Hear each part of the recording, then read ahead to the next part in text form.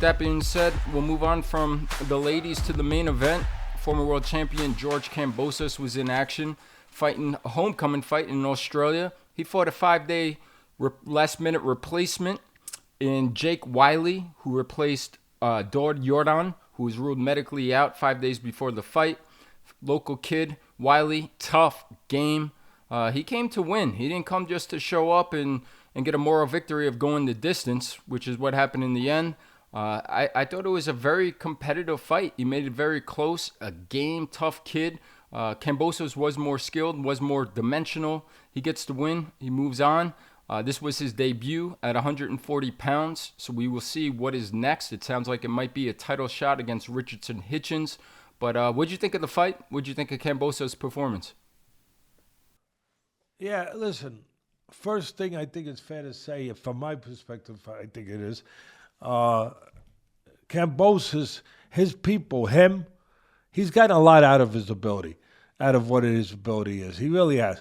In some ways, he's one of those, we have fighters, we have performers, we have people in life in whatever path that they choose, whatever vocation they choose, that underperform. And they don't live up to their potential. They never get the most out. He's the opposite. He's a guy who's gotten every drip out of what his ability is. You got to give him credit. And I want to give his people credit.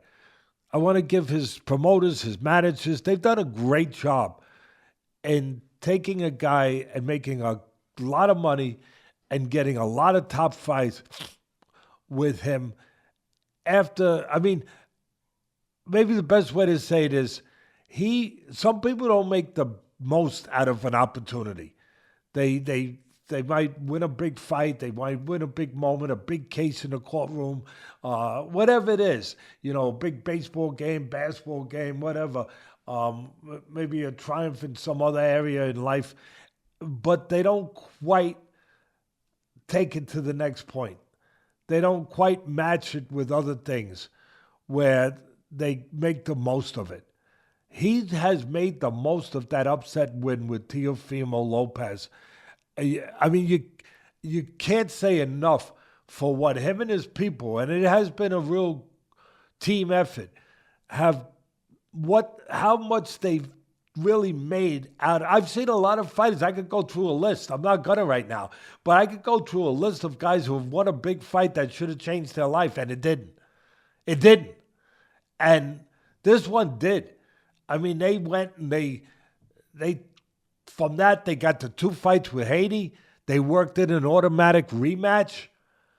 It was really, they crossed every T, dotted every I.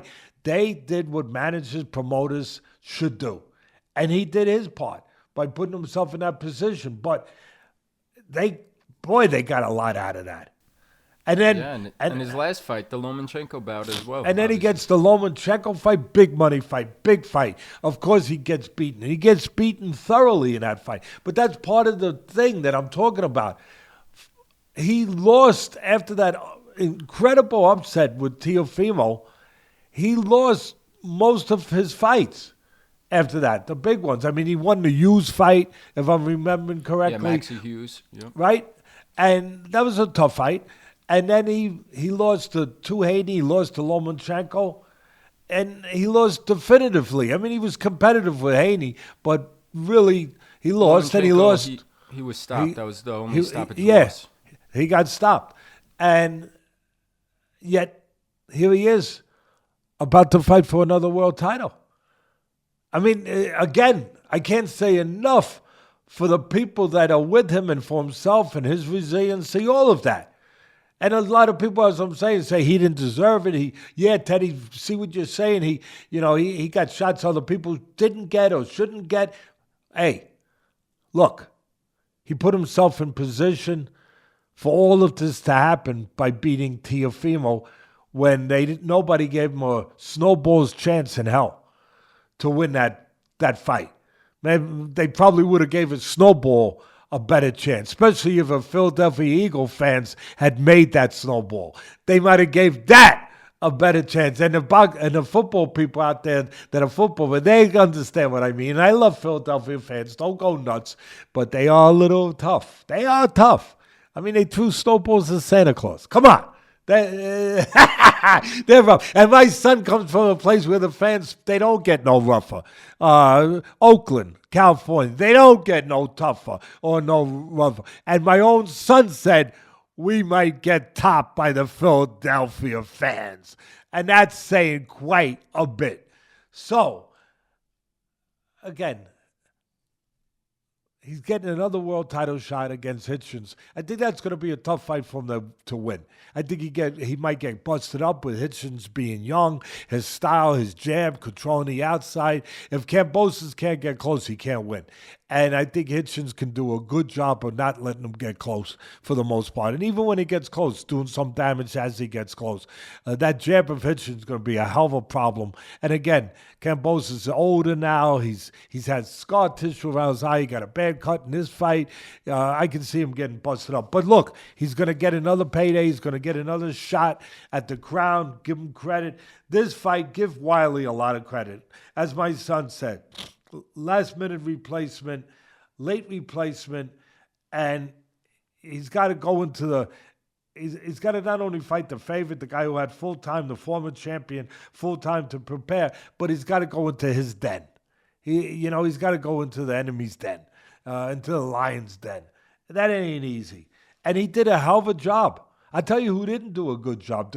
The judges. Are you shocked I'm going to say that? The judges did not do a good job.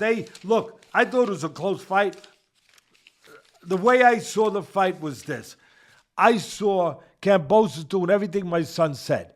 Winning the early part of the fight, being more dimensional, counterpunching, mixing it up, going in and out with his legs, pot-shotting, putting punches together in spots, landing left hooks because Wyllie kept dropping his right hand early on. He built the lead early on. He was more dimensional. He was faster. His hands were quicker, all of that. And Wyllie was one-dimensional, looking to just come forward. But Wyllie was consistent with that. And Wyllie was doing something very, very just fundamental. Fundamentals are good. Sometimes that's all you need. Technically fundamental, but you got to be solid. You got to be consistent. He was consistent at coming forward behind his jab. And when he doubled it up, it was effective because it closed the gap. And he landed the jab. And the jab started to get him in position to land other punches, like the right hand. And I'll tell you, Kambosos built up a lead. Around the 6th round, I thought Wyllie needed to win a round or really change the course of the fight. And he did. I thought he won a round. Then I thought he won the 7th. I thought that he started putting rounds together. And again, his just being... Sometimes it's a talent, just being fundamentally solid and being steady. Just steady. He was fundamentally solid, nothing fancy at all. Jab and right hand, moving his feet, but he moved his feet in. He didn't reach. He didn't get careless. He didn't get reckless. He didn't do some of the work for Kambosos, where it would be easier for Kambosos to counter him. No, he did it fundamentally correct, and he did it steadily. And it started paying off. 6th round, 7th round, 8th round. And they were close. I mean, Kambosos' experience, he used his experience. He showed his experience.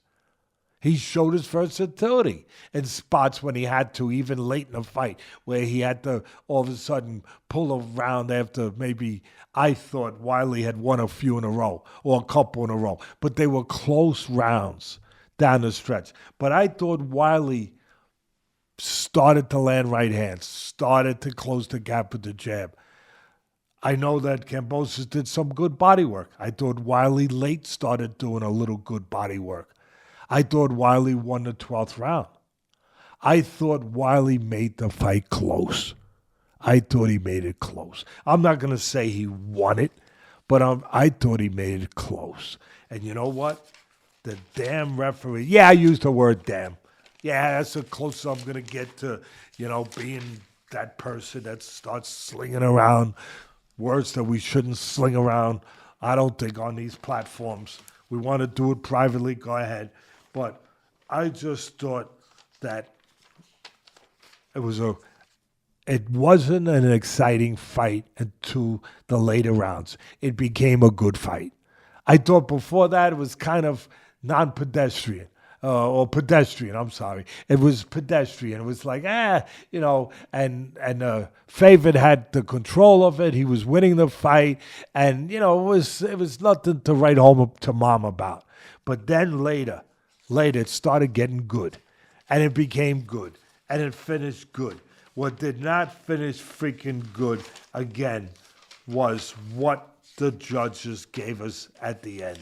The judges at the end had it 117-111, 117-111, and 115-113. You know what? I could live with the 115-113, or maybe even, right, Bud? Or even make it a point closer. I can live with that. But I can't live with 117-111. I'm sorry. Somebody's got to say something. Somebody's got to. It's a tough job, but somebody's got to do it. Somebody's got to be constantly the guy out there saying, unfortunately, again, I won't go overboard with the choice of word, but somebody sometimes has to say, simply said, the referee, the ref sometimes, and the judges sometimes, they suck. Somebody's got to say that sometimes. Anyway,